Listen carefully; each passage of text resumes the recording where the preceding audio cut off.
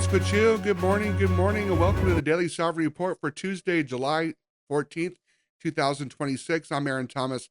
Howheaton is my hereditary name, and we began this morning in the federal courts, where tribal revenue and jurisdiction face a new digital threat. According to reporting from Gambling Insider, a Ninth Circuit panel recently questioned prediction market operator Kalshi. The appeal was brought by three California tribes: the Blue Lake Rancheria, Chicken Ranch Rancheria, and the Picayune Rancheria of Chickasaw Indians. The tribes argue that Kalshi's sports contracts bypass Class 3 gaming regulations. Why does this matter? Gaming is the primary economic engine for tribal governments. It funds schools, healthcare, and housing.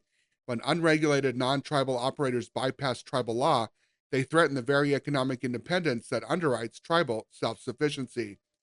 Meanwhile, the battle for land and co-management is unfolding in the Sierra Nevada.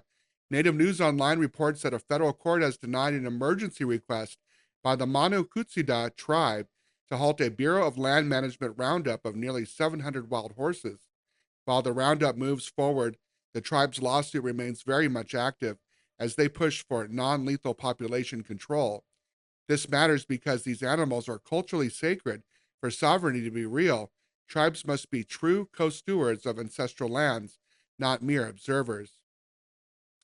Turning now to energy and utility infrastructure, tribes are proving that true self-determination means powering your own communities. According to Native America Calling, the Upper Sioux community has won a landmark dispute. A Minnesota judge upheld the tribe's request to generate its own on-site solar energy to power its tribal casino, overriding objections from local utilities. And they are not alone. Native America Calling also reports that Red Lake Nation and White Earth Nation have pushed forward independently to build their own solar and battery systems after federal Solar for All funds were frozen. This is energy sovereignty in action. By lowering utility costs and training a local workforce, these nations are breaking free from external entities. On the federal level, modernization is finally coming to trust assets. Native News Online reports that the Interior Department has officially launched a new digital probate system.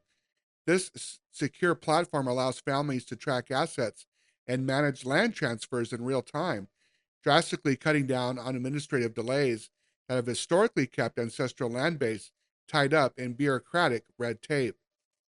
And a quick reminder for tribal leaders that the Bureau of Indian Affairs declared that the deadline for the Tribal Energy Development Capacity Grant is this Thursday, July 16th. These funds are critical for establishing tribal utility codes so that energy projects are governed entirely by tribal law. In sports and entertainment, California tribes are looking ahead.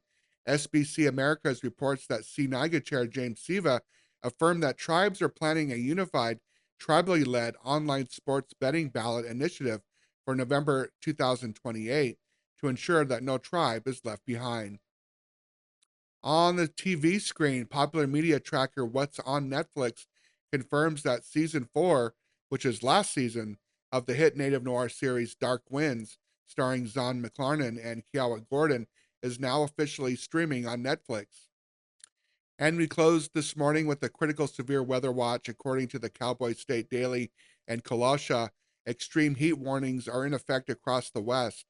Temps are climbing past 100 degrees on the Wind River Reservation in Wyoming, while inland valleys in California, including tribal lands near San Diego and the Inland Empire, could face temperatures up to 110 degrees, bringing severe risk for fire activity. All right, you guys, please stay safe out there, stay hydrated, and look out for your elders. This is the Daily Sovereignty Report for today. I'm Aaron Thomas. We'll see you back again tomorrow morning.